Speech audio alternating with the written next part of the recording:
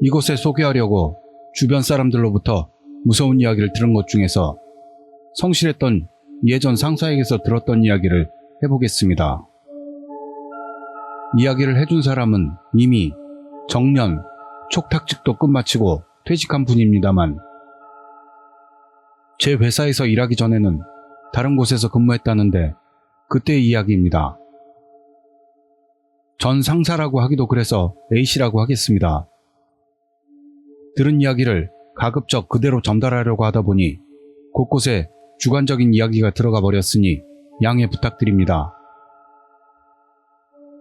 서론이 길었습니다만 A씨가 일하던 곳은 큐슈로 바다와 가깝기도 해서 회사 내에 낚시 동료가 많이 있었습니다. 그중 한 사람, S씨는 특히나 낚시를 좋아해서 선박 면허를 따고 개인적으로도 배도 가지고 있어 틈만 나면 엄청난 양의 물고기들을 잡아왔습니다.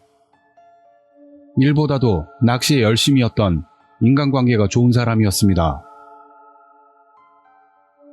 그런 S씨에게 어느 일요일 A씨는 생선을 받았다고 합니다. 커다란 전갱이나 쏨뱅이부터 많이 있어서 그날 중으로 맛있게 먹었다고 합니다. 가끔 그렇게 생선을 나눠주는 일이 있었다고 합니다. 부럽네요. 그 다음날 일이 시작될 즈음 A씨의 상사가 잠깐 할 얘기가 있는데 하며 회사 사람 모두를 집합시켰습니다. 할 이야기란 S씨가 뇌질환으로 쓰러져 불귀의 객이 됐다는 것이었습니다. 일요일 S씨는 A씨에게 생선을 나눠준 후 집으로 돌아갈 때까지의 짧은 시간 중 쓰러져 병원에 옮겨졌지만 그대로 사망했다고 합니다. 회사에서 S씨를 만나면 감사 인사로 과일을 주려고 가져왔던 A씨는 진심 놀랍니다. 그 전날 고기를 나한테 줬을 때는 정말로 그냥 건강한 상태였거든. 이라며 A씨는 쓸쓸한 듯 제게 말했습니다. 회사 사람들 모두도 갑작스러운 일로 동요했고 그날은 S씨의 이야기로 떠들썩했다고 합니다. 다음날도 아직 충격은 있었지만 일은 해야 했기 때문에 A씨를 포함한 회사 모두는 언제나처럼 일에 집중했습니다만 저녁 무렵 회사 문을 열고 사람이 들어옵니다. 들어온 건 S씨였습니다. 그 자리에 있던 전원이 봤다고 합니다. 아연실색하면서도 S씨의 모습을 보고 있자 S씨는 주위를 둘러보고 꾸벅 고개를 숙이더니 그대로 밖으로 나갔답니다. A씨는 바로 밖으로 나갔지만 이미 아무도 없었습니다. 놀랐지만 기분 나쁜 분위기도 느끼지 못했고 오히려 마지막 인사를 받던 느낌으로 이런 일도 있네? 라든가 전국에 갈 때까지도 회사 생각을 한 건가? 같은 말을 나누며 회사 모두가 담소했습니다. A씨는 이 이야기를 내게 해줬을 때 후광이라고 해야 하나? S씨의 뒤로 새하얗게 있었어 라고 말했던 것을 잘 기억하고 있습니다. 무섭다기보단 신비로운 이야기라고 생각하고 있었습니다만 잠시 쉬던 A씨는 이렇게 말했습니다. 무서운 이야기는 지금부터야. 그 자리에는 10명 정도 있었는데 대부분이 평소와 다름없지만 어딘가 고귀함이 보이는 모습의 S씨를 봤는데 딱 한 명만 다른 것이 보였다고 합니다. 그 한 명의 동료에게 들었던 이야기에서는 갑자기 뚝딱 들어온 S씨는 생전의 모습과 똑같은 S씨였다고 하는데 들어온 뒤 한동안 명상이 멈춘 듯 움직이지 않았다고 합니다. 그 모습을 멍하니 보고 있었더니 천천히 S씨의 손이 움직이다가 스스로의 목을 조르는 모습이 됩니다. S씨 얼굴은 천천히 보랏빛으로 변하더니 피가 몰린 듯한 색깔로 변해갑니다. 동료는 무서워서 어쩔 수 없었지만 눈을 뗄 수가 없었습니다. 그리고 보라색에서 검푸르게 변하면서 하얀 눈만이 선명하게 된 얼굴로 직장 동료들을 빤히 쳐다보다가 뒤로 빨려 들어가듯 사라졌다는 말입니다. 나중에 그 이야기를 들었을 때는 소름이 돋았어. A씨는 조용히 말합니다. 동료는 S씨와 사이가 나쁘다거나 이렇다 할 분쟁이 있었다거나 하는 일은 전혀 없었다고 합니다. 이유를 모를 그저 불가사의한 이야기였습니다. A씨에게 그 이야기를 해준 동료분은 마지막으로 천국에 가는 사람의 모습은 아니었어 라고 말했다고 합니다. 편안히 여행을 떠났다고 생각하고 싶습니다만 마지막 그 한마디가 인상적이고 무서웠습니다. 간호사인 이모에게서 들었던 이야기. 이모가 간호사 된 지 아직 얼마 안 됐을 때 제일 힘들었던 게 야근이었대.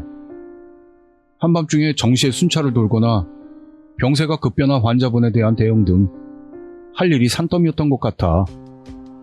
몸이 아직 익숙해지지 않아서 졸리고 밤에 병원은 아직 신입 간호사인 이모에게는 살짝 무서웠대. 여느 때처럼 병실을 하나하나 둘러보다가 3층 병실로 접어들었을 때 한 환자가 상체를 일으켜 멍하니 창문을 바라보고 있는 것을 발견해.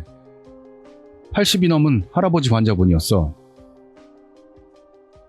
이모가 말을 걸었더니 그 할아버지는 오늘은 노자키 씨 야근 날 아니야? 빙긋이 웃으면서 대답했어. 이모는 또인가? 생각하면서 할아버지를 침대에 눕혀드렸어. 그 해에 이 병동에서 일하기 시작하면서 노자키 씨라는 간호사의 이름을 환자들 입에서 가끔씩 들었던 거지. 공통점으로는 어쨌든 평판이 좋았다는 거. 환자분에게 당신보다는 노자키 씨가 좋아 같은 말을 듣고 화가 난 적도 있을 정도였대. 다만 석연치 않은 게 적어도 이모 기억에는 노자키라는 성을 가진 선배는 없다는 것. 그래도 아직 신입이었던 이모는 아직도 만나보지 못한 선배도 있었기 때문에 별로 개의치는 않았어. 너스 스테이션으로 돌아온 이모는 잡담을 나누다 무심코 노자키 씨에 대해 선배에게 물어봤대.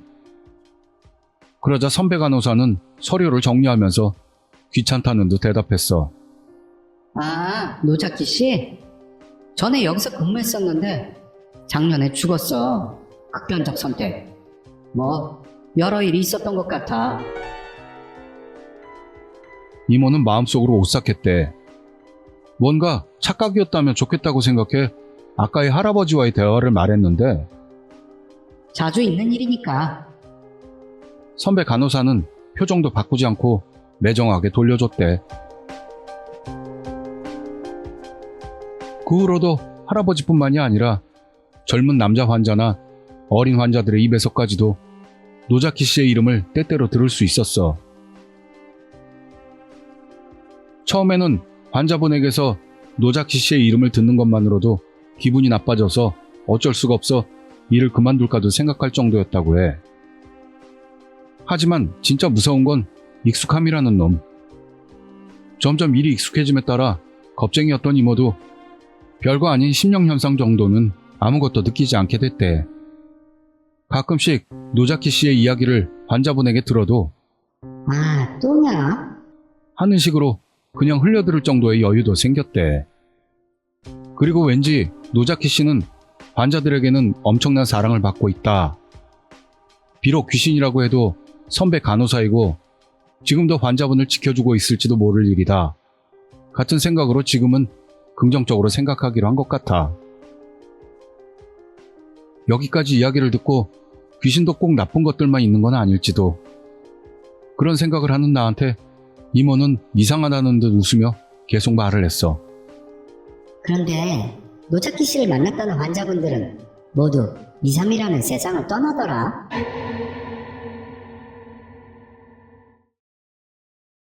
이 이야기는 일본 사람 시점이니까 그냥 들어주세요. 나는 홀로 해외여행하는 걸 좋아해서 나처럼 혼자 오는 여행자랑 친해져 현지에서 놀기도 하는데 그때도 필리핀 노점 바 같은 데서 친해진 한국인인 D에게 들었던 이야기.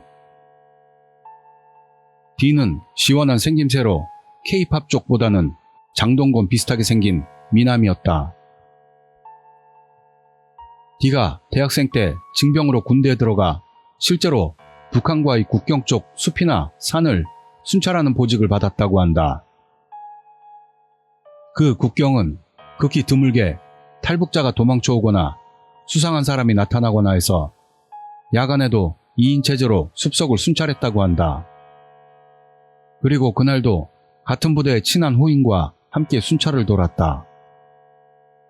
국경이라곤 해도 한밤중에는 산길이고 수킬로미터 떨어진 막사 이외에는 불빛도 존재하지 않는 적막하고 헤드라이트가 없으면 한 치 앞도 내다볼 수 없는 캄캄한 숲속.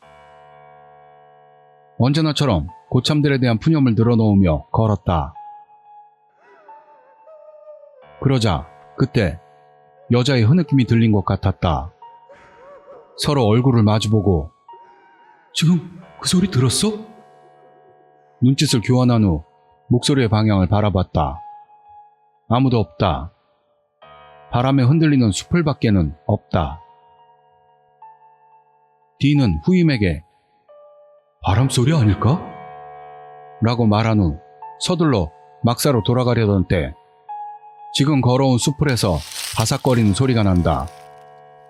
둘 다 철렁 내려앉는 것을 참고 소리가 나는 쪽을 본다. 그러자 뒤쪽에서 엄청난 기세로 다다다다 하는 짐승의 발소리가 다가오는 걸 알았다. 지금도 돌아본 게 너무 후회돼. 그때 돌아보지 말고 그대로 돌아갔다면 좋았을걸. 이라고 말하는 D의 이마에는 땀방울이 맺혀 있었다.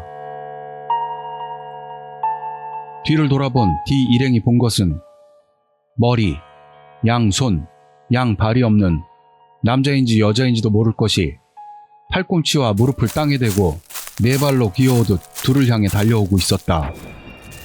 선혈이 낭자한 소복을 흩날리면서 그리고 머리가 있었을 곳에서는 비명 같은 숨소리를 내쉬면서 둘은 서로 부둥켜 안고 소리를 지르며 허둥지둥 지금 왔던 길로 달려간다. 서로 앞서거니 뒤서거니 달리다가 둘 다 넘어진다. 뒤에서는 자기들을 쫓는 발소리가 다가온다. 그러던 중 문득 자기들의 머리 위를 올려다보게 된다. 자기들의 머리 위에서 공처럼 생긴 구체가 회전하며 떠있다. 달빛에 비친 그것은 여자의 머리였다. 그것은 둘을 노려보면서도 섬뜩한 미소를 떠올리며 이쪽을 내려다보고 있었다.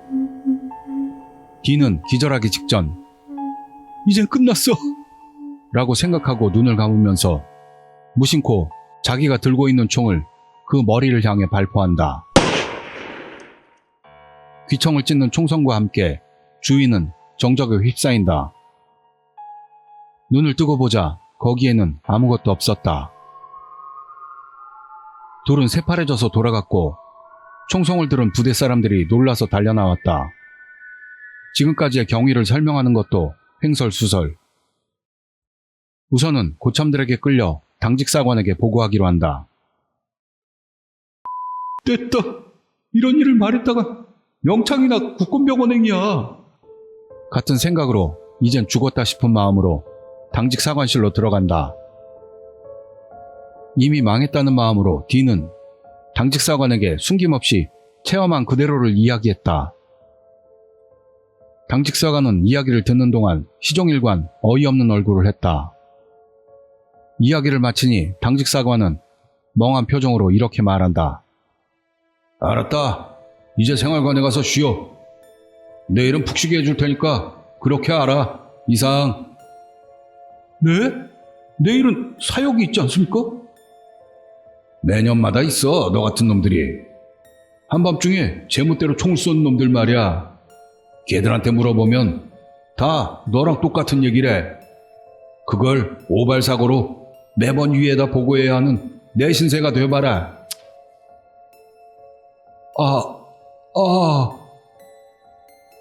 이 이야기는 다른 놈들한테는 절대 말하지 마. 돌아가서 취침해. 평소에는 귀신보다 더 엄한 당직사관으로부터 그런 말이 나올 줄은 예상도 못했던 D는 뒤통수라도 얻어맞은 얼굴로 당직사관실을 나왔다. D는 그 후 군복무를 마치고 현재는 쉬엄쉬엄 여러 나라에서 아르바이트를 하며 생활하고 있다.